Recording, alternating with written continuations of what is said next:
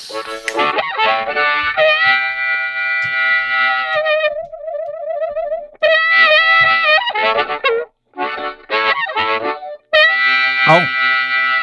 just like that, we're back.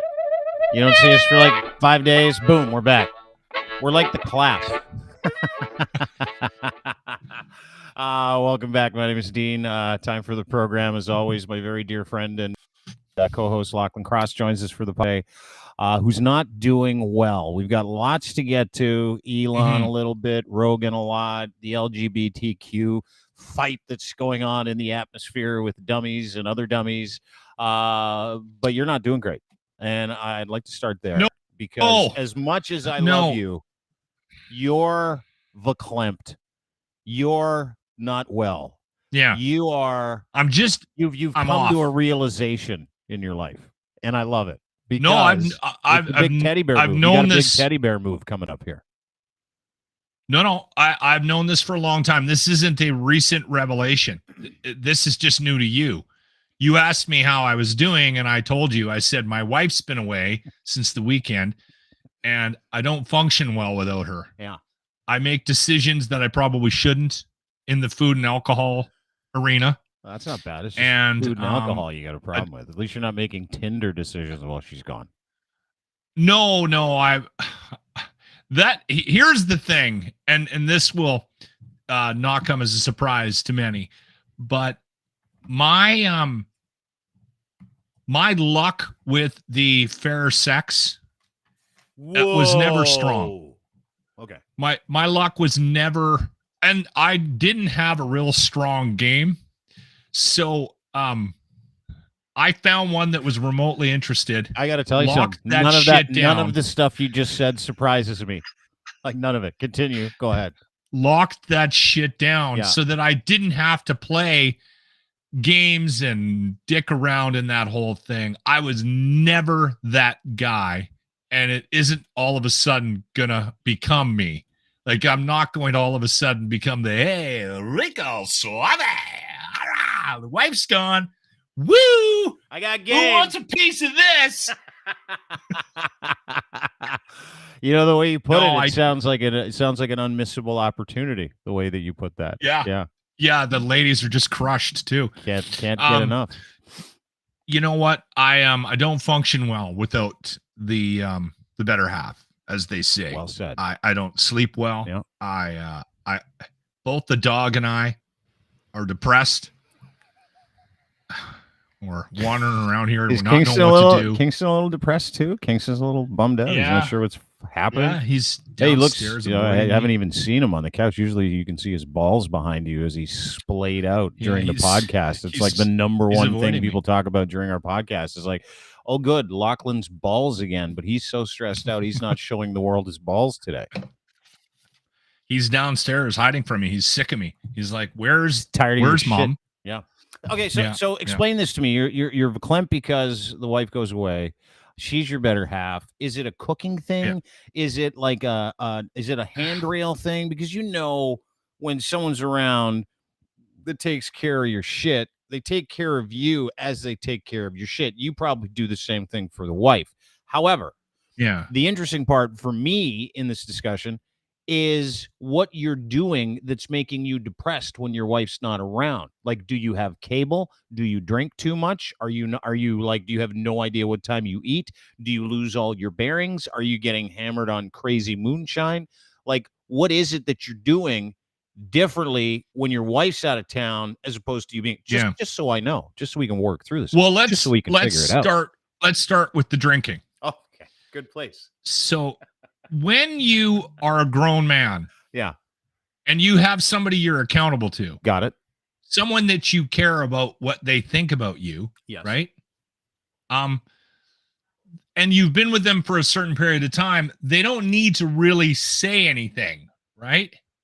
Like if I wandered downstairs on a Tuesday with a beer at 11 a.m., she's going to give me a look that'll suggest that might not be the best idea, the best starting. When she's not around, I don't get that look.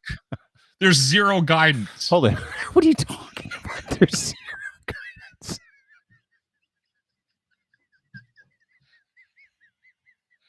I sometimes need that look. What you're describing is a group home worker. You're not describing a wife. That's not what you're describing. Well, don't tell her that, because she might adopt that. She already calls herself a radio widow. Does she? So she introduces herself to new people in the business. Hi, Deb. Hi, I'm Locke's radio widow. I'm like, oh, honey, it sounds awful. Okay, so let's go back. There's no guidance. You just said there's no guidance. So is it the look that you need from your wife? I need that subtle guidance. There's nothing subtle about that. That's you need someone around. It's 11 a.m. Hey, Locke, it's 11 a.m. You should. Do you need that beer? Yeah. Yeah. So are you drinking too much then? Like, are you starting drinking when you get home? What's the deal? Are you putting Baileys in your coffee? Are you not eating properly? Because that can happen too. Last time your wife went away, you ate 2 pounds of kielbasa and some Cheetos mac and cheese for dinner for 4 straight days. So, yeah. The eating goes downhill. I ate an entire bucket of what's that dip? That was my dinner last night. I had a box of chips. Oh yeah, good Lord, I get that too. That's the thing. That's the problem. Was this wasn't a planned trip? Yeah, Dean. So she had to go take care of my daughter who prep had any of your appendix. Food. She couldn't do any of your food. Is that what she? There was no preparation for Locke's meals. How old are you? Are you like 75 years old? Like, are you from the 30s where like that stuff was like, make me a couple of casseroles and put them in the fucking freezer? Are you that guy? No, I'm not that guy, but she's very good about taking care of me when she leaves. And she knows, left to my own devices, I might make some poor decisions in the health department. So I went to the store, and it was like, it was literally like Christmas. I was like going through the aisles, just like chucking shit in. I haven't had this in forever. I was like, she's gone a week. I'm gonna go. But so then, what'd you buy? What was it that you bought rolls she around, would disapprove of? Give me a couple samples of it. What did you get? Well, there was a couple of bags of candy and some chips and that bucket of dip. I'm gonna go back too and get more dip. I'm gonna get the jalapeno cheddar dip. I got the run. I didn't want to mess around, so I got the one with the red lid. Yeah. But I've already finished that. I polished that off on Tuesday. See, and the thing is, here's the thing. It seems like a good idea when you're on your own and you're like, I can do this. She's gone for a week. I'm going to do whatever the hell I want. And then by Tuesday, and you got diarrhea and you just don't feel good, right? Then you start to regret your decisions and you start to miss her. So that's where I'm at right now. Hold it. Can we back that train up just a minute? Yeah. I just understood that you only miss her because you now have diarrhea because she hasn't been around to give you food and alcohol guidance. So you do not help me at all in this. At no point will I ever be seeking advice about relationships from you. I'm not here to give you advice. I'm just here to figure out why you're sad because your wife left. Because I'll tell you, I will say this on the sleeping thing. I don't know if other men are like this, but for whatever reason, I got used to having a body in the bed with me. And so there is, I don't sleep as much. I get up more and Okay, so now you're getting into the sensitive stuff, bud, and that's good. Now you're bearing your. I like having her in the bed with me. Yeah. Let me help you with that. Exactly. That's how you say. You don't say I need a warm body. You say I like having my wife next to me in bed. I'm not the same when she's not in bed with me. It's like peace and comfort. So I don't sleep as well. Yeah, you'll balance out the diarrhea comment with the other comment, right? Where it's like, hey, I want my wife to come home because I'm getting diarrhea from all the food. I have to force feed myself, and then you can switch it up and say stuff like, I miss having her beautiful body in bed next to me. Like, that's not that hard. Yeah. Yeah. There you go. Okay. Perfect. You did it. I'll work that into the conversation. Well, dude, she already knows. She already knows I don't sleep well without her. She actually called me today and said, "Are you sleeping?" And I went, "Not really." She went, "Okay, I'll be home on Saturday." She's I met her when I was 21. Yeah. And we've been together, and we moved in together a month after we went on a date, and literally a month later I was moving in.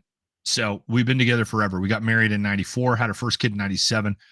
So we're closing in. I think our 29th wedding anniversary is just around the corner. Oh, congratulations. So this is one of those, like, you could be your worst enemy. And so a month into meeting this beautiful lady, Deb, your lovely wife, who I've met and I think the world of, think she's wonderful. You she knew is very good. You knew that you needed me. her in your life to keep you off the food, the booze, the diarrhea. You needed someone in your life to settle that rocking ship, right? That was going back and forth. You're not too sure. And so now we're telling a beautiful story about the Lochlin and Deb love triangle with each other and themselves, is how this whole thing works. I think it's a beautiful story. You could have curated from the start of this a whole story where you could have sent your wife 11 minutes of audio and video of you professing your love and how you're lost without her. And I think we kind of pulled it out at the end here. I think we did a great job. Well, I will say this. There's a certain amount of time that you spend with somebody where they lose interest in what you do for a living.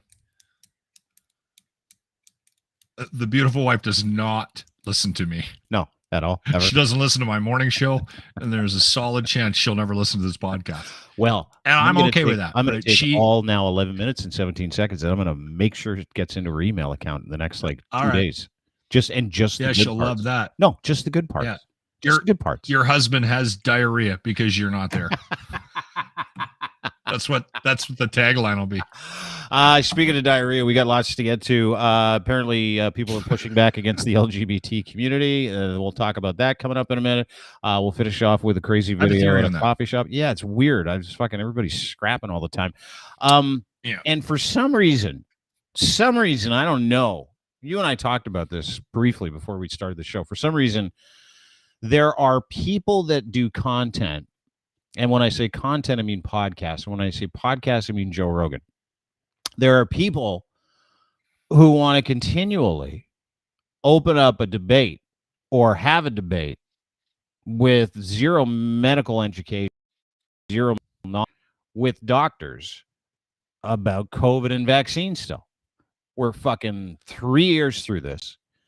I'm exhausted by it. However, the Rogan stuff peaked over the weekend, and I'll tell you why. He had RFK on his show, RFK Jr., Robert F. Kennedy Jr., the son of Robert Kennedy, who got shot in the head by Sirhan, brother at the time of John F. Kennedy. So Kennedy royalty, if you will. He appears on Joe Rogan's show on the weekend. We're going to talk about the podcast coming up in just a couple minutes. Say what you like about Joe Rogan. Everybody shit all over me this weekend because I know this guy's game. Because I think it's ridiculous. The behavior is ridiculous. Everything that he talks about in terms of questioning, you can always ask questions. But I think at this point in time, anybody who wants to debate science with scientists that tells the scientists they're wrong probably isn't smart and probably is doing it for monetary reasons. Now, having said all that, Joe's entitled to do whatever show he wants. He's entitled to breathe whatever life into any subject he wants, and he's still breathing life into COVID, into vaccines, into conspiracy theories, and ivermectin, and alternative treatment. And hey, listen, I'm a fan of some alternative treatments as long as they're medically based. Again, let's put that aside. He has Robert F. Kennedy Jr. on his show last week. Did you listen? I listened to about 25 minutes of it. I know you listened to the whole thing. I want to get your opinion on it. I listened to the whole thing. Yeah. But it caused a stir because RFK is part of this defense league, this Christian defense league that has largely funded disinformation and misinformation about COVID when it comes to children, about COVID when it comes to vaccines, et cetera, et cetera. He's one of the biggest naysayers, the biggest disinformation and misinformation pushes, and there's a lot of money behind it. As a whole. Vaccines and this was before COVID too. Yeah, absolutely. Did his book come out during COVID or did it come out before COVID? During COVID. It was turned into a brand. It was turned into a brand of anti-science, anti-medicine. So RFK Jr., although apparently very well liked in all kinds of circles, this is his thing. This is his business. This is his premise in life right now is to warn people against all vaccines. And this is just another one of them. So 2 minutes and 20 seconds. We'll play this for you. This is the gist of the clip. Is Joe Rogan and RFK. Oh, they're going to love this. I love it when they clip the show. This is exactly what we were just touching on. Yeah. Here, Deborah. Locke really misses you. And then you send her the clip of me talking about how I have diarrhea. Because I've been she better get home soon. I got diarrhea. No, this is a clip and it is unedited. Then she misses the whole context of we move past that already. Yeah. We move past Deborah. So you're part of the problem. No. This is our. You're part of the conspiracy. There's a reason why. No, I'm not. This is RFK happening. And Joe Rogan. Okay. All right. I'll judge you after I hear the talking clip. About talking about doctors won't debate Robert Kennedy because he's not a doctor about possible vaccination deaths, etc. Let's watch this together, shall we? Had anyone debate you publicly about any of these? Nobody will debate me. For 18 years, nobody will debate me. In fact, I've scheduled many, many debates, and I've asked Hotez many, many times to debate me. And I think you've asked him, here, why don't you debate Robert Kennedy? And he said, because he's a cunning lawyer or something like that. But I've debated Hotez on the telephone with with kind of a referee, and his science is just made up. He cannot stand by it. He can't cite studies. Well, he was trying to tell me that vaccines don't cause autism. I said, yeah, okay, and his daughter has autism, and he wrote a book. Yeah.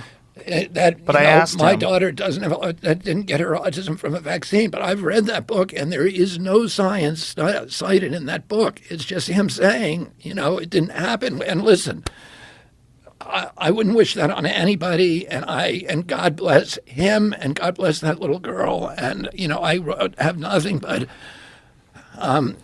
good energy going to them, and but it's not. He's using her as a leverage to tell people there's no problem here. But this is my point, that I asked him what does, and he said there's there's environmental factors they're aware of. I go, what are those?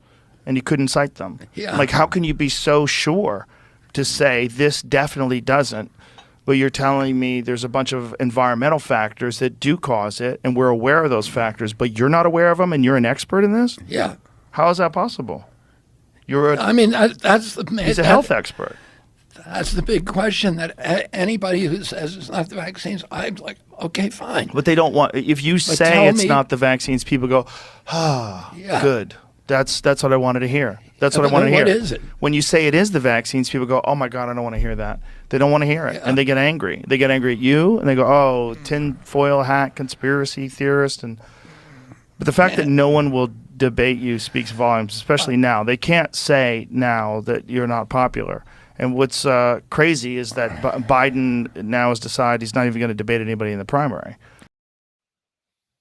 Just picking my nose while I watch that because that's what it was worth. Did you pay attention? Well, can I say? Yeah, for sure you can. Go ahead. Can I say this? And again, I don't want to be put in a position where I like everybody's like, oh, he's defending Joe Rogan. One of the things that I said after I listened to it, because what happened with me is I'll tell you what happened with me when I saw Robert F. Kennedy Jr. show up on my feed. On my Spotify feed on Joe Rogan. And I don't listen to Joe Rogan as much as I used to. I listen to him when he has a guest on that is interesting to me. And I've tried to separate him and all the bullshit, right? Because it is what because sometimes I'm more interested in what the guest has to say and he gets interesting people. Than I care about Joe Rogan, right? Like, I don't know if I appreciate Joe Rogan anymore. I've lost a little bit of respect for him, for probably for not the reasons you think, but I think he's lost his humility. Anyway, he's become bigger. Who, Rogan or Kennedy? Too big. Yeah. Who, Rogan. Yeah. He's a blunt instrument. Yeah. At this point. Yeah. So anyway, but he gets interesting people on his podcast. And when I saw that, I was like, oh, they're gonna spend 3 hours talking about vaccines. But then I've been saying this out loud, and I mean it. I'm trying to keep my mind open to the idea that there's, how do I put this? I want to figure out why people get to a certain place, belief structure wise. Do you understand what I'm saying? Yeah. And you're touching on what you're touching on is a conversation I want to have, right? Like, We have spent 3 years just spinning in the spin cycle. Everybody telling everybody exactly what they think, what's wrong, what's wrong with you, what's wrong with your opinion, what's wrong with your views. Listen, there is a baseline of fact. And when you start talking about a guy who has got zero medical training, he's a lawyer, he's an environmentalist who has literally used his platform and his celebrity to start a business called the Children's Health Defense Fund because he is a virulent anti-vaxxer. He doesn't like any vaccines. And so this just if you would have listened to the whole thing, you would have heard why he got there. And that's why that's what I want to say. Yeah. What happens in the world that we live in, and both sides do it. You automatically dismiss the other side or the potential argument from the other side. Yeah, and you call them names, they're stupid, they're idiots, or this, or that. Everyone does it. I do it. Yeah. I did it. As soon as I saw it, I was like, for fuck, I don't want to listen to this. It's just going to be a whole anti-vax thing, right? But then I was like, you listen to it because maybe you'll learn something. And what I did learn is I learned how he got there, which I think is interesting. And I'm not going to sit here and try to regurgitate that podcast or Robert F. Kennedy Jr.'s story and how he ended up going down the path that he did. Becoming what I would do genius with no medical training. You know what? And the thing is, I again, you can listen to that podcast. If you can remove yourself from the idea of who he is and what he represents, and then just sort of listen to it from the perspective of, okay, how did this guy get here? Yeah. Right. And I didn't change my mind about vaccines, but I kind of understand a little bit now. People that hate them. Like you understand why people who hate them that would never get vaccinated, and why they got there due to personal experience that they maybe had or other people have had, which it's an interesting is what story. he talked about, in his story. And if you go listen to the podcast, which I suggest you don't, he goes through a litany of issues. I especially do if people are very anti Robert F. Kennedy. Like, honestly, I think part of it is, should. I suggest people don't, but part of it is, I suggest you don't if you are on the fence about anything. Like, if you are secure in who you are, your views, what you think about things, great. But here's where I get to all the time when it comes to this stuff. Because, listen, Joe Rogan knows what side of the bread his butter's on. And the butter for him is feeding this information to a group of hungry, angry folks who think he knows more about science than Dr. Peter Hotez, infectious disease expert in the United States, or Sanjay Gupta, infectious disease expert and ER professional from the United States. Any doctor that he's had on the show that doesn't agree with him, he placates from time to time. Having said all that, this is Joe Rogan's business, right? It's to act like he's curious, act like he's concerned, and say these are just questions. I'm just having a debate. But if you watch that clip, he's basically giving Robert F. Kennedy Jr. a massive free pass to say, I don't know why board-certified doctors don't interview you or debate you about your medical knowledge. Well, I'll tell you why they don't. It's because he's not a doctor and there's nothing to debate. Because Robert F. Kennedy Jr. is largely seen as one of the biggest vectors of propaganda when it comes to anti-science around the world and has been for 20 plus years. Okay? It's just a fact. Yeah. So this is a mutual arrangement that's very convenient for both. But having said that, let me say this about vaccines, because I don't give a shit if anybody's vaccinated anymore. I don't care. I'm at my place. Everybody's at their place. You and I have a very similar agreement and understanding when it comes to this subject, which is, hey, there were a bunch of things I didn't know when I was like, everybody should get vaccinated so we can get through this shit, because I just want to get through this shit because I hate this shit. We got locked down, all the things that everybody hated, the debates, the mass, forget it, don't want to talk about it, right? However, my eyes have recently been opened up to the idea, and I agree with the idea, that everybody goes through these personal experiences and they formulate this idea about what the world is, what it looks like. But when it maps you have your perspective. Totally. And I get that. Yeah. But if you live in that's why I'm saying, it's not a bad thing. not a bad thing at all. But if listen you live to in that somebody ignorance, else's perspective, you become hardened when you live in that ignorance, and then you get angry and full of resentment, and then you act out. And when you act out, that's when guys like me and guys like you have a problem, right?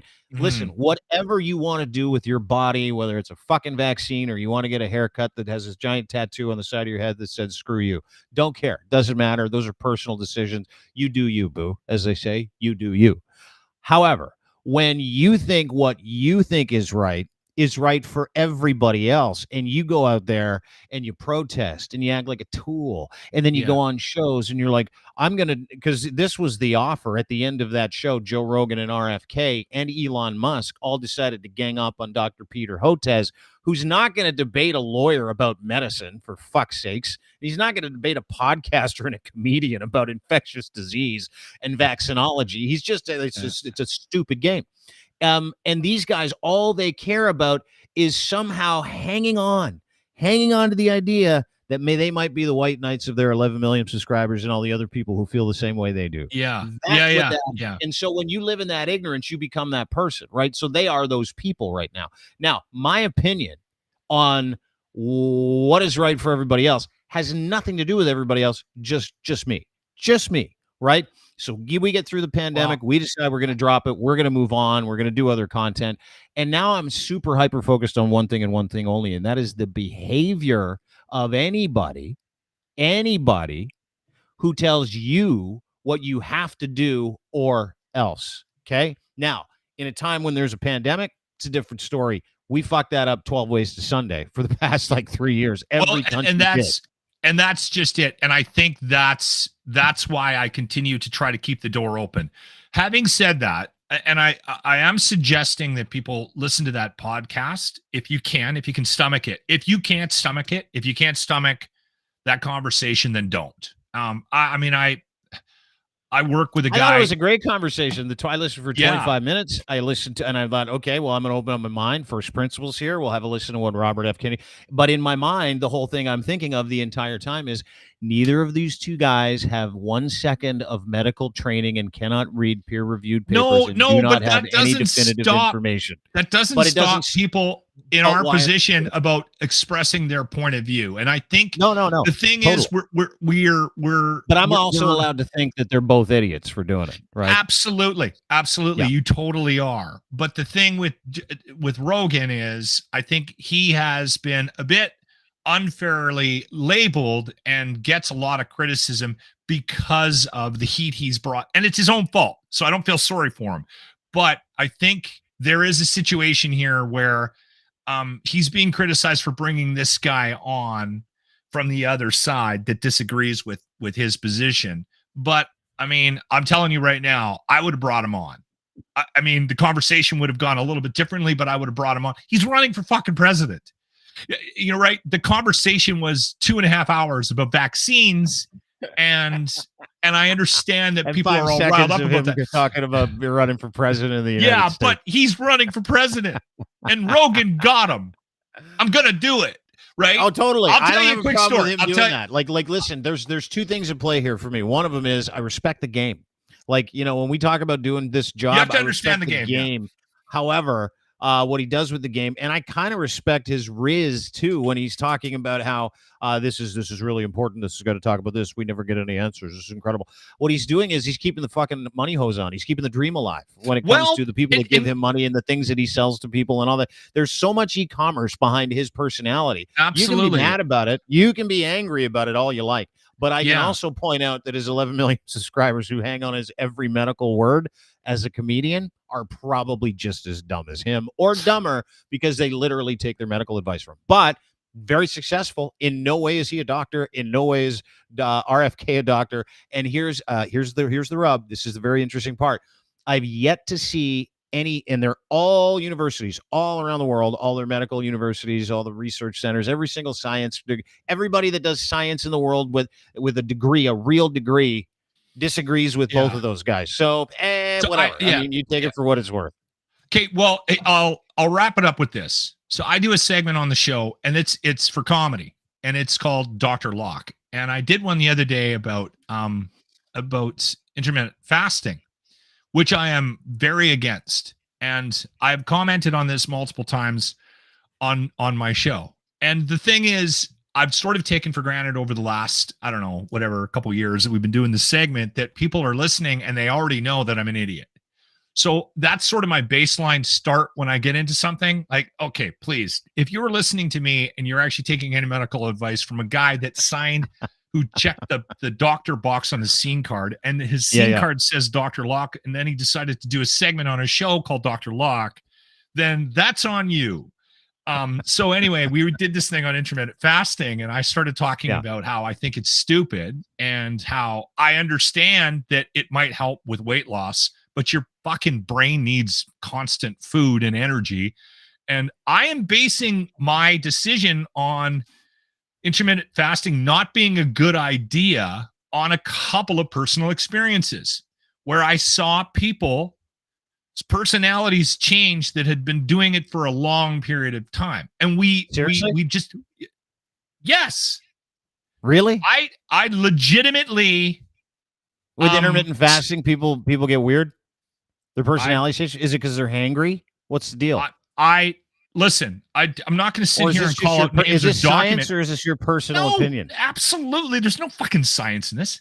So I'm on there because I saw a story about intermittent fasting and how it might not be the be all end all. And so I was regurgitating this information like I'm the expert on Dr. Locke, being funny about it, did a segment. We get a text from a guy who is a professional nutritionist. Starts with, I love your show. I find you guys very entertaining. But I find it also disturbing when I hear Lochlin giving any kind of dietary or medical advice on the show. And I would suggest you read some books. And then he starts trying to defend intermittent fasting, right? Because he belongs to the intermittent fasting cult. So I said to him, well, come on then. And he wouldn't come on, which I understand. And then so I did a follow-up break where I said, first off, I haven't read a book in 25 years. I'm not going to fucking start now. There's TV. Why would I read? And secondly, and then I doubled down. And I said, intermittent fasting is stupid. Yeah. It's a dumb idea. If you're doing it for weight loss and it's working, fine, and you're at your last wit's end and you need to lose some weight, which is, I mean, to me, for 3 hours solid a day and don't eat outside the time frame, and you might be okay. Yeah. That's what intermittent fasting is. But I'm telling you right now that I don't personally, based on my experience with people that did it, I don't think it's healthy for the noggin. That's not just my noggin, but their noggin. That's diet related. It is. But here's the thing. Here's the thing.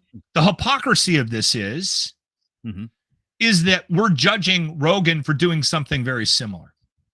And I guess maybe I'm handling it a little bit differently in that I admit that I'm an idiot. That's where Rogan has lost the plot for me. You will say stuff like, listen, don't quote me on this because I'm a moron, but it looks terrible. The whole intermittent fasting thing. I know some people that went nuts when they were doing it. Not for me, I don't think. Like, you would say something like that, but you would also preface it with, I'm not a doctor. I'm not interested in being a doctor. I only play one on Thursday nights at home with the wife, like that kind of stuff. However, Joe Rogan is not doing that. Joe Rogan is pretending, as are other people, pretending to know something about medicine that all the doctors in the world, all of them, missed. But the thing that I want to point it out was that the guy that's the professional nutritionist who was driving into work to give people advice about how to eat and live a better life, a healthier life, was bothered by my advice to my listeners, our listeners, because he's worried they actually listen. And see, that's where this thing gets interesting for me, because I stepped away from that and I went, do people actually pay attention to me? Like, I've been trying to get Jimmy to stop drinking. The tide has changed. Like, people don't believe doctors anymore. They would rather believe you. Like they would rather, like they could go to their doctor. So this is the world we live in right now. And I have friends like this where you could go to your doctor and the doctor will say, you should stop smoking. And they'll go, I don't know if I want to stop smoking. I'm going to go ask my friend who's 30 years older than me if he's got any health issues. Have you stopped smoking? No, I don't have to stop smoking. Everything's great. I love smoking. We should just keep smoking. And everybody's like, fuck, okay, I'm going to listen to you, not the doctor, because it doesn't align with what they want. Right. And that's what we're talking about here. We're talking about people that hear news from a professional and go, I don't think I like that. So I'm going to go to the internet, or I'm going to go to Joe Rogan or Robert F. Kennedy. And I'm like, you know what? I'm on your side because it's something I don't like. It's not based on any information, much like your thing about intermittent fasting is not based on anything you've read or decided to research. Based on people that did it that I don't like. Yeah, exactly. Right? Like, here's the other thing. Because he also alluded to the fact that I was giving drinking advice. And that he had a problem with that. You give great no. I've been trying to tell Jimmy to stop binge drinking because I said to him, I think that's the worst thing you can do to yourself. So take your 45 beer that you drink in 3 days and spread it out and drink it through. And literally someone texted the show that said, my husband took that advice and has been doing that now. So now instead of drinking an entire bottle of rum on the weekends, Locke, he's been spreading it out and he drinks the bottle of rum in a week. And I went, he's going to live longer, Kathleen. That's the worst advice I've ever heard in my whole life. It's awful advice. And I can't believe people do it. But to your point, people are listening to you. Like that's medical advice. You're giving people medical advice online. On the radio, and they're taking it from you because they trust you. That's my point. And there are a lot of people out there whose views align with. I'm sure you do, and I think it's spread out your toxicity. Yeah. Spread it out. Like Jimmy's make it last longer. Never get cleaned up ever. Keep that poison in you. Prolong it all the time. Make sure it lasts the whole week. That's what you're doing. If you're gonna shock your body, do it consistently. Right? No. Yes. Sure. Yes. Do it consistently. Hold on. Let me ask you a question. Do you think it's like if I drank a bottle of rye every weekend? How long do you think I would last? What do you mean last? Like physically, how long would you last? How long do you think it would take 10, 15, 20 years to kill me? Like, let's say I started that this weekend.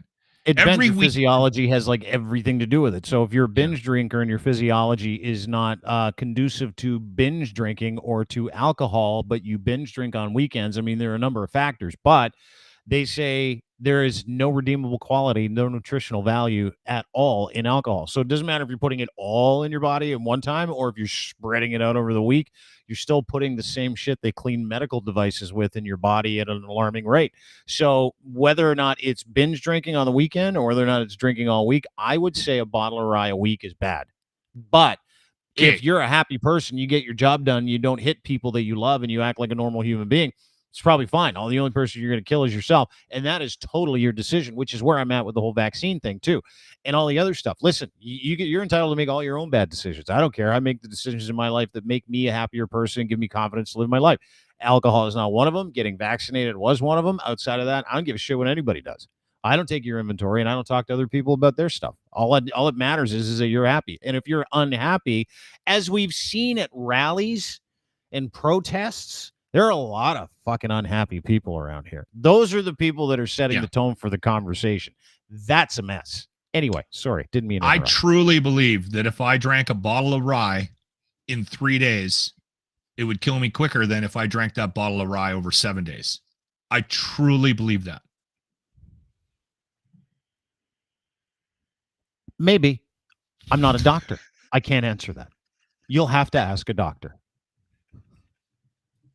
That's what you'll have to do. You'll have to consult a professional because I don't have an answer for that. I don't know the details behind binge drinking versus consistently being wasted. Don't know those details. All I know is that generally speaking, lots of that stuff probably isn't good for you long term. That's it. I'm not suggesting it's healthy for you to drink it over 7 days. I'm just saying it's better for you. Spread out the toxicity. That's going in my book. Spread out the toxicity. I'm gonna write a book about how the tide turned in 2023. Have you seen the? It's Pride Month, by the way. We're supposed to have Douglas Connors on from the True North Eager Beaver, our very dear friend, member. See of the beaver or the muskrat? He's Mr. Beaver. He's Mr. Beaver. Paul's Mr. No, there's no muskrat. It's a beaver, and it's a Why don't they have a muskrat? They Send Paul a note. Maybe they do. I don't know. I think Paul might have one, but I don't think it's for the show. I think it's in his pants. Different. Yeah, I think it is. I've seen him naked. He has a muskrat for sure. Actually, might be a llama. Anyway, we're supposed to have him on. We're supposed to talk about Pride Week. And because I've been shocked at some of the shit. Have you been watching like the rallies and the protests and like the nonstop protests between groups of people, anti-gay flag people and the pro-gay flag people? Have you seen the LGBT? It's all about the flag right now. 2023 is about nothing but the flag. Yeah. And these rallies and protests, and I'll play one for you in just a second because Karima, she goes to these things. I, for the first time in my life, I have seen people pushing back against the LGBTQ community as a whole, which was certain death. Hello. I might be one of them. Certain death for the past decade. Now, apparently it's open season on gay folks and their flag. And I'll point it out, and we'll get to kind of the details. More of it. It's not just us, right? Like, this is a thing. We're seeing way more huge, like big protests, big rallies. And it comes from, and I found it interesting specifically this month because, flying the flag, talking about acceptance, the LGBTQ plus community and everybody involved saying you have a place here, you have a home here, something we heartily believe in as a group, something you and I personally believe in as human beings. Yeah. But there is a segment of society that does not believe in that anymore, and they're tired of it. And they've had enough of the flag, including a woman who tweeted that she was so sick and tired of banks using a flag on their ATM machines during Pride Month because it's an assault on her daughter who doesn't want to be gay. And I'm like, wow, that's incredible. Tweets and emails this weekend that I saw referring to the flag as an assault on their personal heterosexual freedom. Saw a lot of those.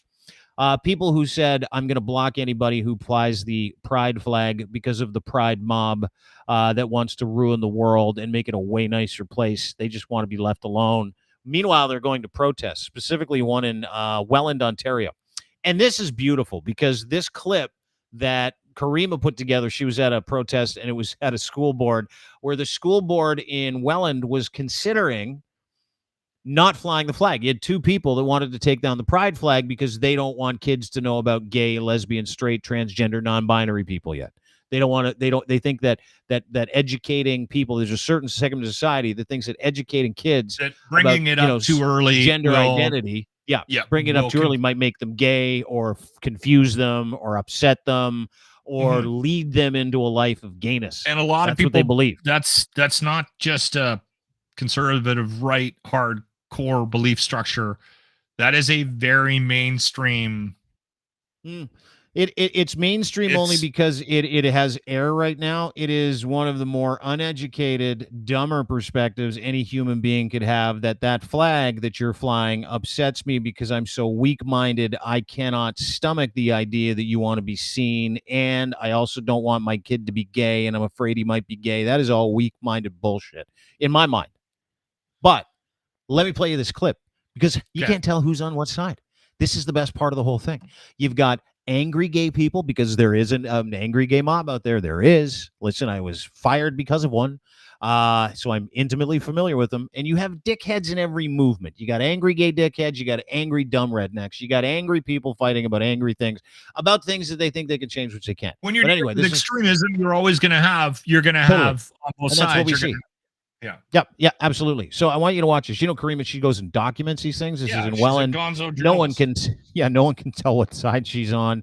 But I want you to watch these people facing off to protect kids from a rainbow flag.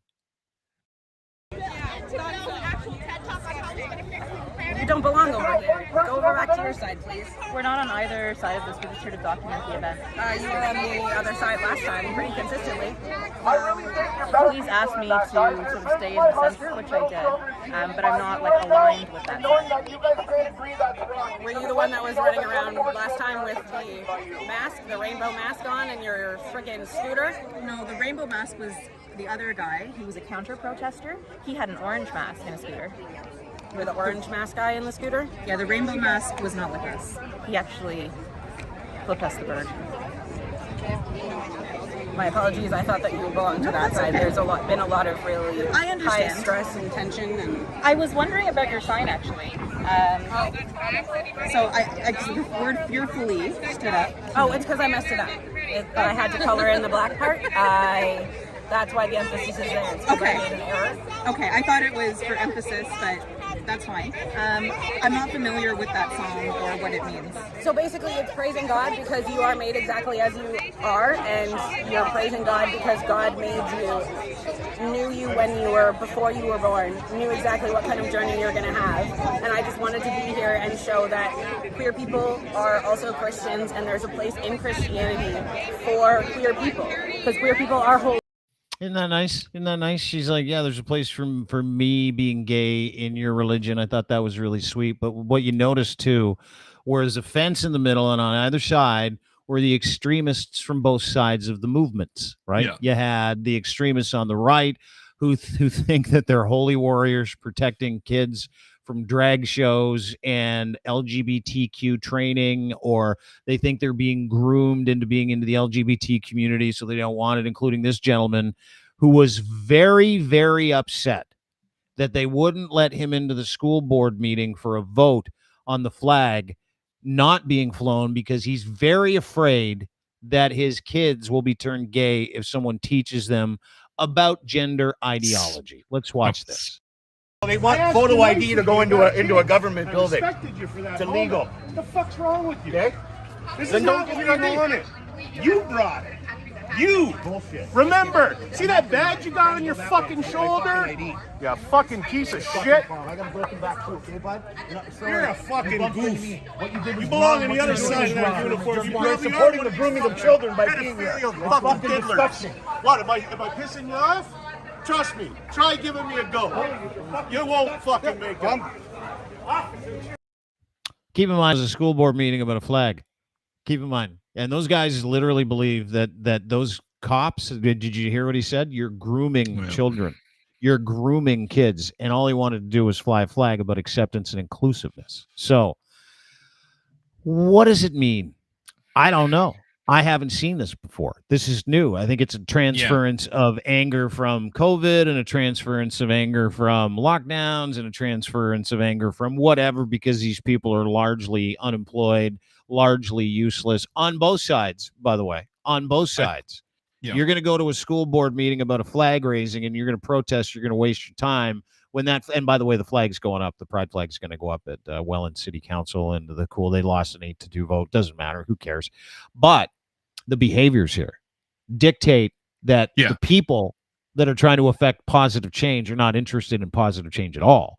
What they're actually interested in is being an asshole, and being an asshole for Jesus, or being an asshole for their friends in their Facebook group, or having a place to go and something to do. And I look at the people on the other side, the people who say they're fighting for LGBTQ rights, and I feel the same way about them. Specifically those people. Now, I know we have a large group of people in the middle that are like, hey, man, live and let live. That's where specifically I'm at. the people that are out protesting. Yeah. The people that are still doing this, it doesn't matter what the subject is. It doesn't matter. As long as in this event, in this moment, they feel like heroes. They feel like they're in charge. They feel like they've got community.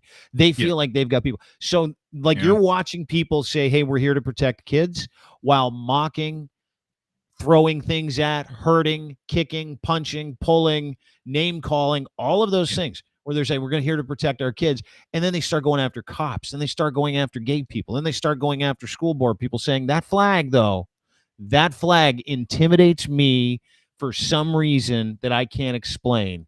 And my community tells me I have to rally.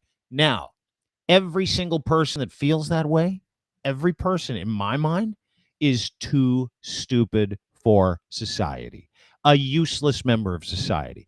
all the dregs, the people that have realized that, hey, listen, life has passed us by. We're unemployed. I need to find a reason and a purpose. And this is their reason and their purpose. And you know what? I think it's fucking hilarious at this point.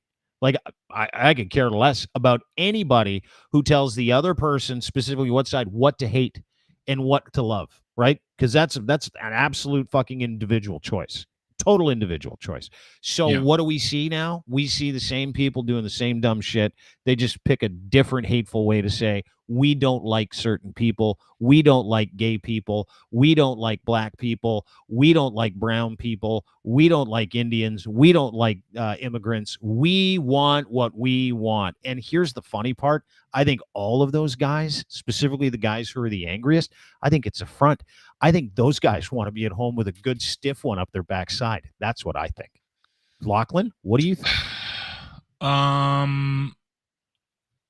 We talked earlier about why we're seeing more of it, and I actually do have a theory of it, and not more from both sides, but just more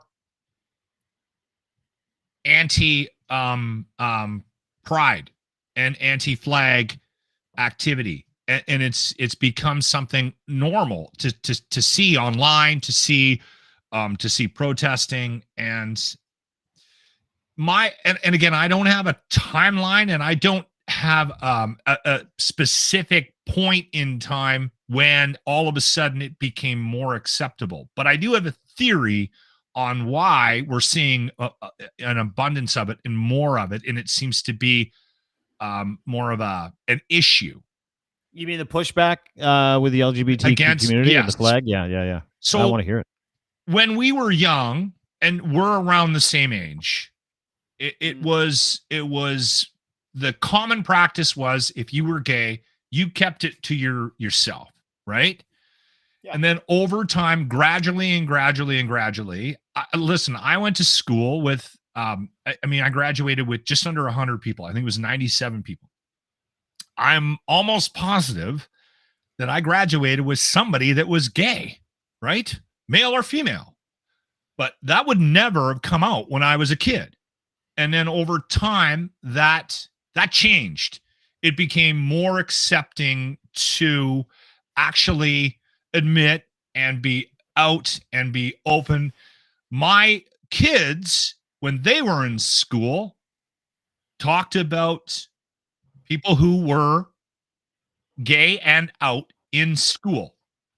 And I think what ended up happening is when there was that window of time where we sort of, this is gonna, I don't want this to sound bad, but it became allowed almost. Okay, you can be gay.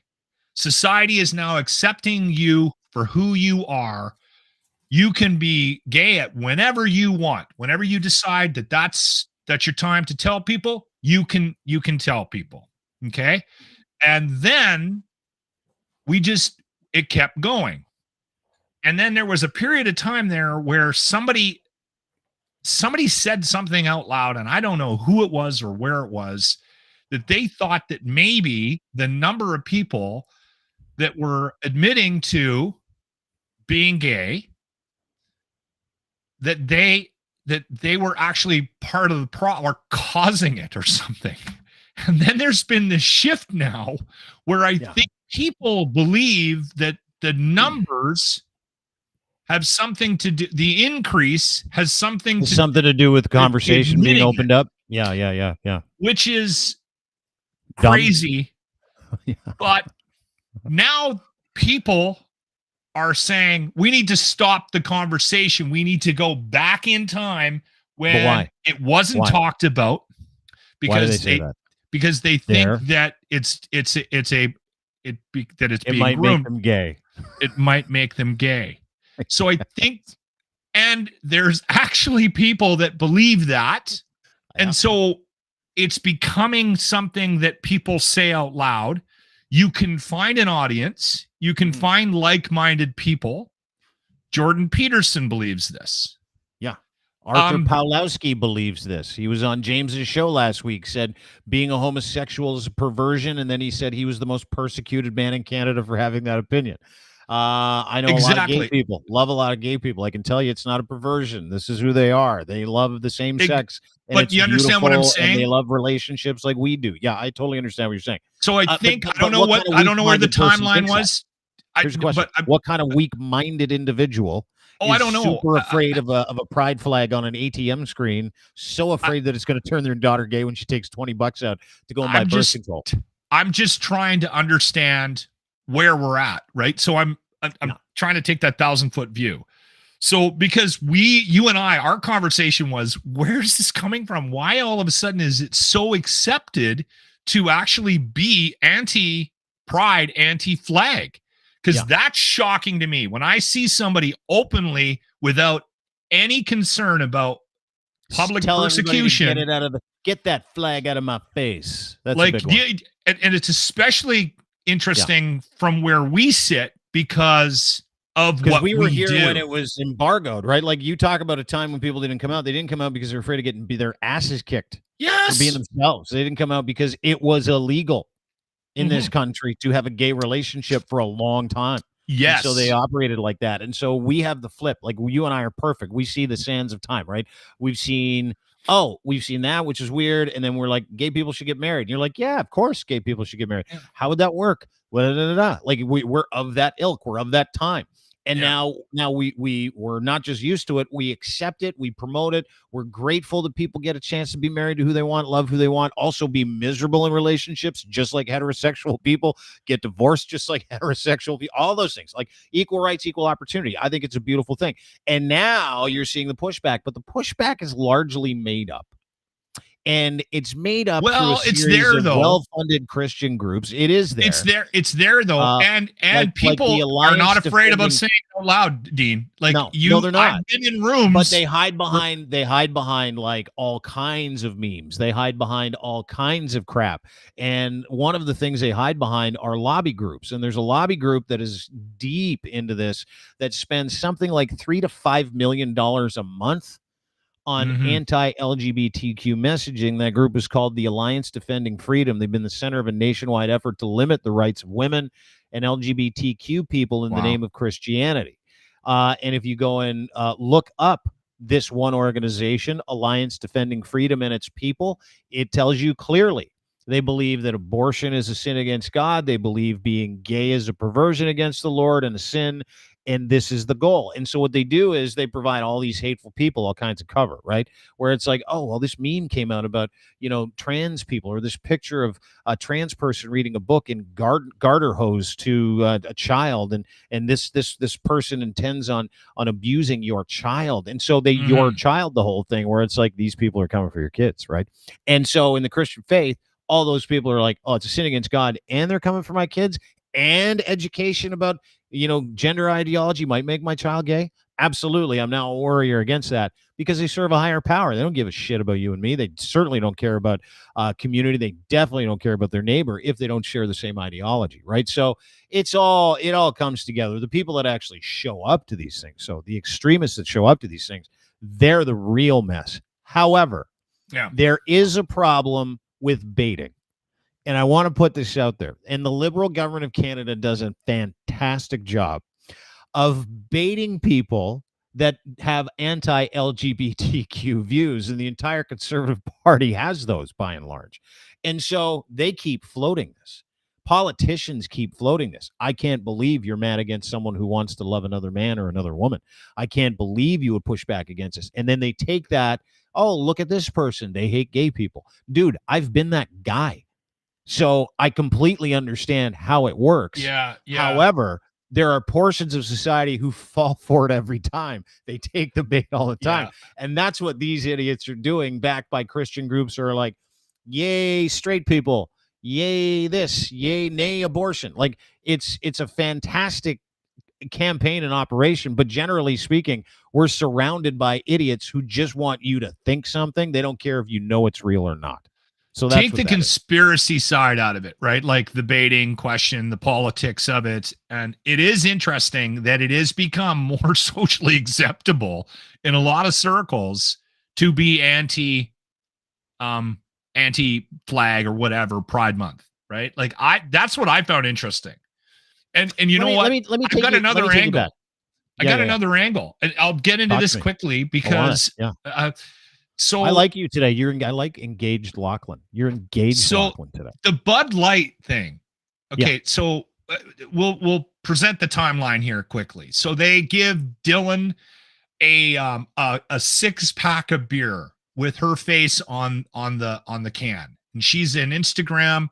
And she's been a woman for a year. She's famous on Instagram, TikTok, whatever. They send her literally a 6-pack or a 12-pack of beer, and they put her face on it. So she does a TikTok video, and the world explodes. And next thing you know, Kid Rock's shooting a Bud Light on his property with AK-47s or whatever the fuck it is, AR-15s or whatever. So, and then there's all this news, and I got to be honest with you, I thought all of it on both sides was crazy, and it didn't have any impact on my decision to continue or talk about the fact that I like and drink to this day Bud Light. I have some in my fridge right beside me, and as soon as we're done the podcast, I might even have 6. It didn't stop me. And then when I started seeing stories about how the share price was going down, I was still thinking to myself, this has got to be fake. Who in their right mind is upset about this and is going to not drink Bud Light because of this? This is ridiculous. This is so dumb. It's not even funny. People can't be that silly. And then I've been out a couple of times, and I've literally I've ordered a Bud Light, and I've had it with me in a bar in a public situation. And I've had people come up to me and go, "Hey, what's with the Bud Light? You like cock now?" And I'm like, what? Really? So are you drinking something else? Stupid? and they're like, yeah. And I'm like, okay, well, I have literally had about 3 million of these, and I've never had a cock in my mouth. Not once. Maybe if I drink another million. Yeah. And they're like, and then they go, ha, ha, ha, ha. But there's people out there that are legitimately concerned about what you think if you're holding a Bud Light in your hand. So they've stopped buying it. Yeah, it's happening. They're embarrassed. You know why? Is because there's a whole bunch of people that got activated who are like, I'm going to make fun of anybody that drinks one of those because that beer makes me angry because I'm an idiot and I get angry at inanimate objects. But I couldn't believe that was actually something that, and we'll take it one step further. We can get back to where you were going, but there's now a conspiracy theory that was started by some of the ex-employees because they've actually had to downsize and consolidate Bud Light. And people have lost their jobs. Now some of the employees are speaking out saying that it was done on purpose because Anheuser-Busch is now owned by I think it's a Brazilian company, not an American company. And they didn't like the fact that Bud Light was still the #1 beer in the world, and that they did this on purpose to disintegrate the brand in North America so that their brands would get higher on the list. And that, hold on, even more so, Bud Light, the majority of it is made in America, and the cost of making it is higher. So they want the brands that they make in Mexico and in South America to be more popular because their margins are stuff. Yeah. So it was all done on purpose. It's unbelievable. The world that we live in is unbelievable. And now what I've been trying to do, I've been trying to change my perspective on things. Instead of getting mad about this stuff now, I'm trying to dig in. And I'm literally, when somebody, like I had a guy make fun of me and go, you legitimately are worried about drinking a Bud Light in public. I was at a golf course with a guy and I ordered a Bud Light, and he was on my foursome, and he's like, what are you doing? And I'm like, wow, I'm drinking the beer that I've been drinking forever. Leave me alone. Leave me alone. But don't you want to just stroke that person in the head? Like, no, I don't. The way I look at people that take issue with things that they can't control, right? Like that's what it comes down to for me, is when someone decides they're going to be a warrior and fight against something they can't control, I have zero respect for that individual, like none. Right. So when you start telling me something about, what I need in my life, I'm like, dude, you don't know my life, so I can't. Whatever you say is just a joke. Doesn't really matter, right? But when someone tries to tell you that your values and your virtues are off and you're wrong and you're a terrible person, or that drinking a certain beer because that beer was given to a trans person once as a promotional item might make you gay, my God. And here's the other thing. You're an even weaker idiot, like just a softy, if you stop drinking it because you're afraid about what other people are going to say to you. I'm afraid. Really? You're afraid of words? You're afraid of some redneck saying, can't believe you're going to drink beer that turns kids gay. Really? You're afraid of that? You're afraid of that conversation? To the point where people, I guess, a lot of them, where Bud Light had to restructure, as you pointed out, because of the decision they made to sell a beer or put a trans person's face on a can. Like, it's wild to me.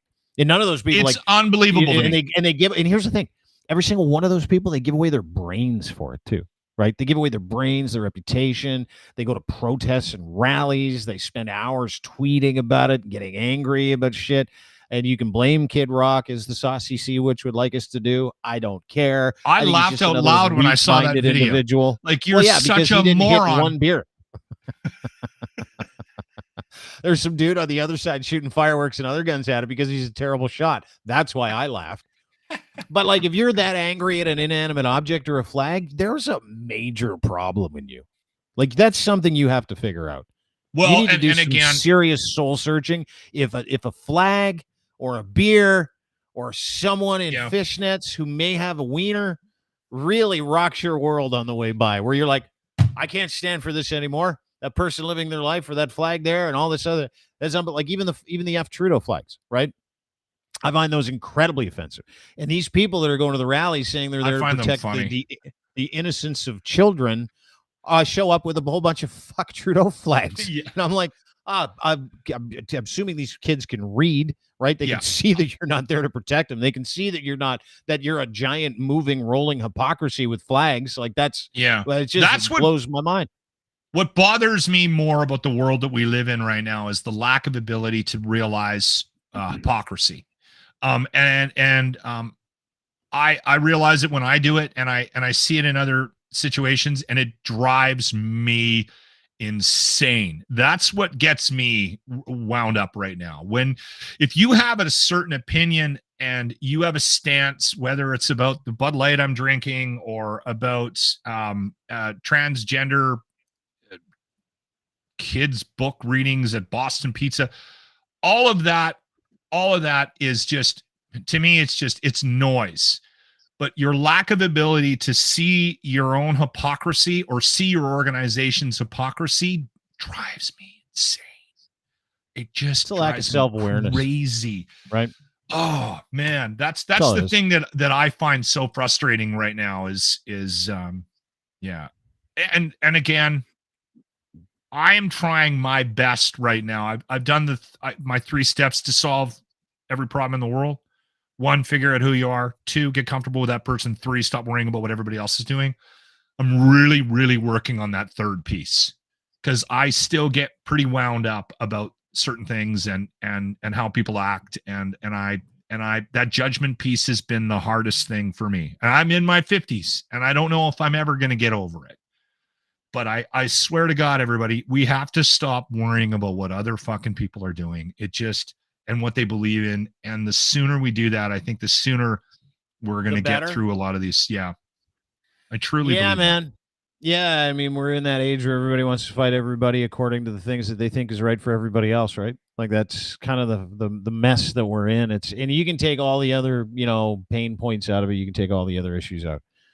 To me, it's like, it's amazing that so many stupid people, and that's where it really come down to. We're in an epidemic of the idiots. So many stupid people, and stupid people are angry because they know they're dumb, right? And it doesn't matter what side you're on. So many stupid people truly believe they're geniuses, or they know something everybody else doesn't. And what they know needs to be inserted into your brain, and you need to know those things and think those things are just as true as they think they are, because they can't live with themselves if they're wrong. Doesn't matter what side of the equation you're on. It's funny. We have an idiocy issue in this country. Well, and it's interesting, and I think you and I had a conversation recently about about when you meet a dumb guy and Mm-hmm. and how passionate they are about some things. Like, It's amazing, isn't it? Yeah. Like I was out for a walk with a friend of mine yesterday, and we're talking about Dunning-Kruger. And I'm like, do you know what Dunning-Kruger syndrome is? We're talking about a mutual friend. This I don't know what mutual it friend is like hardcore anti-vax, and we're talking about Dunning-Kruger syndrome. Dunning-Kruger syndrome is when a stupid person has one little snippet of knowledge, and they pimp that whole thing out like they know everything, when they really know nothing and have not been included in anything and have no education in anything, but they're so sure that they'll ride that whole nugget to the death. That's the whole idea. Like, listen, yeah, I'm the rightest person in the world. I know this. And then when someone comes along and says, yeah, but have you read this, this, and this, and this? That person gets angry and then just act out, because not only have they not read it, they truly do not understand what they're talking about. Right? That's well, and they're angry syndrome. because you're testing them to prove why they believe what they believe, and they can't articulate it. Well, it's because they have Dunning-Kruger syndrome. They think one piece of information is enough to take on the world with. I see this daily. It's in the a best. room that I love work it. in with the co-host. I saw it. And I love the guy like a brother, but he gets angry He's about sure, isn't he? Those people are so sure. They're like, no, you don't understand. You know what? Okay, well, tell me. I'm not talking about it. That's my favorite. Or they get angry. Like, you're not dealing with normal people. I do it too. I get angry when I get tested about things you don't understand. Like a square peg in a round hole, like a kid doing that game, sitting there in a toddler room going, I do it all the time. So square peg won't go in the round hole. Well, that's so what is it? The wrong peg. Cunningham or Dunning-Kruger. what? No, Dunning-Kruger. Yeah. Dunning-Kruger. Yeah. Okay, I have that Dunning-Kruger. Dunning-Kruger effect, or Dunning-Kruger syndrome, cognitive bias, whereby people with low ability, expertise, or experience think they're geniuses. Like, it's literally like the actual term. This is why I fight with listeners all the time when they call me out on my bullshit. Yeah. Zero. Yeah, exactly. Because you're wrong and you have Dunning-Kruger and they have Dunning-Kruger, and everybody's like, what, who's got Dunning-Kruger? Some research also include the opposite effect for high performers, tendency to underestimate their skills. So there's a reverse Dunning-Kruger. Yeah. Usually measured by comparing my name's not Dunning-Kruger, but I know the guy. Yeah, that's the world we live in. It's like Dunning syndrome, where so many stupid people are firmly convinced they know exactly what's right for themselves, and that means it's got to be right for you, because they would never believe in something stupid for themselves, and they take that little piece of information that they've literally plotted their entire life by, and they're like, what are you talking about? I'm wrong. I live my life like this. And you're like, have you read this book? And they're like, I don't read. And you're like, well, that might be part of the problem. I just told a story about where I told a guy. First off, that was the first thing I said to him. I'm responding to his text on the air, and I'm like, I haven't read a book in 25 years. I'm not going to start today. So save the book. Keep it. It's just going to collect dust. See, you have Dunning-Kruger, but you're open to the idea that you're also self-aware. You have self-aware Dunning-Kruger effect. Yes, I'm a self-aware idiot.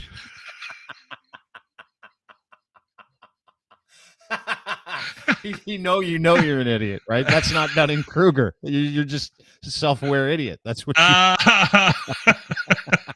that's also a t-shirt.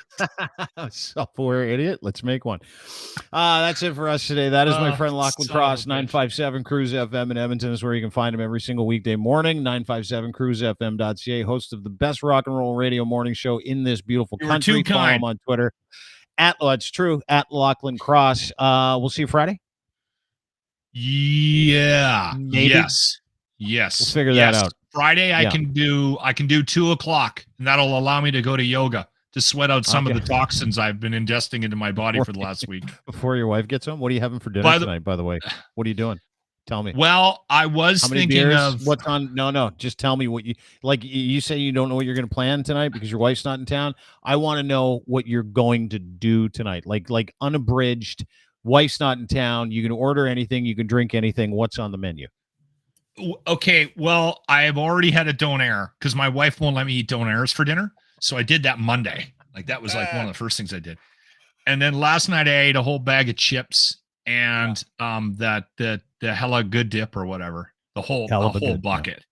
Yeah, you did. That was amazing. That was a good day. tonight I'm thinking about going for a burger. Like a big sloppy burger somewhere. Yeah. Or would you not be allowed to have that if Deb was in town? No, she's a burger girl, but she would want to pick her spot, right? Yeah. So you get to pick whatever you want. I get to pick whatever. The other thing that I've been dude, I am so on top of pho right now. Oh, PHO? Pho? Yeah. Pho. Yeah. I fucking love that. With chicken or beef? You like it with chicken or beef? What do you get it with? I usually get the beef. I usually get the brisket. Yeah, that's right. Oh, and I found a place not too far from me. It's a Vietnamese spot, which that's what that is, right? Mm-hmm. And it, you know what? It's very traditional. And there he is, King Man. Where's your dog? Yeah. Time to go because your ADHD is kicking in. There's your dog. He's looking at you. He's obviously upset. Doesn't know where your wife is. Hope she gets home soon. Thanks for doing this, dude. Appreciate it. Yeah, that was a good one today, buddy. Yeah. See you Friday. See you Friday. Talk to you soon. Lock and Cross 957 Cruise FM in Edmonton. That's where you can find them. 957cruisefm.ca. There you go. Thanks, Lock. Thank everybody for being here. I want to thank our partners and sponsors, friends. Of course, Ken Torque, Colin Livingston and his group, Canada's assembly tool experts, making rugged, hardworking, beautiful torque wrenches, Canada's leading industrial tool experts, giving you the very best in sales, service, rental, calibration, maintenance, custom fabrication of industrial torque tools. No matter the scale of your bolting project, they have your solution. Heavy machinery, forestry, nuclear, mining, doesn't matter, railroad. The steel industry. This guy makes the most custom, the greatest torque wrenches on the planet. He makes them for industries all over the world. And he makes them right here in Canada, the Canadian made, Canadian operated, Canadian designed, Canadian owned, Canadian manufactured. This is a good old Canadian company out of Edmonton. Make sure you go to cantorque.com today. Also, our friends at Kivlaw, defense attorneys in Southern Ontario that want to make sure you learn from your mistakes. They will cover you everywhere you need to be covered in terms of any legal issue that you're going through. You want to get your life back, criminal defense law is tough, so you don't want to act as your own lawyer. Is like, who's representing the client? Oh, me. No, you don't do that. You call my friend Robert at kivlaw.ca. Robert at kivlaw.ca. Speak to a lawyer there. He will get back to you with information as best he can, and he will make sure he tries to keep you out of trouble so you can get your life back, get the answers that you need.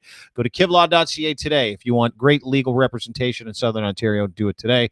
And of course, brought to you by Gitch, luxury branded underwear, boxer briefs, engineered for any level of performance. You can get them at edsfineimports.com. Amazon as well. Doesn't matter. He'll sell them to anybody. Ton of colors, breathable, barely there fabric. You can do anything for a run walk. You actually look pretty cool in these too when you kick them off. And ladies like, oh, those are nice underwear. You get some of those comments. Not often do you get comments about underwear. You'll get comments about these underwear. And they're very, very breathable. And they got the pouch in the front. You're going to love these. Gitch, engineered for any level of performance. Barely there comfort, keeping you cool with moisture whipping fabric. And right now, if you buy 3, you get 1 free if you use promo code GITCH3 when you check out. That's it for us. Have a great day, everybody. Appreciate you being here. We'll be back on Friday. Oh, bye-bye.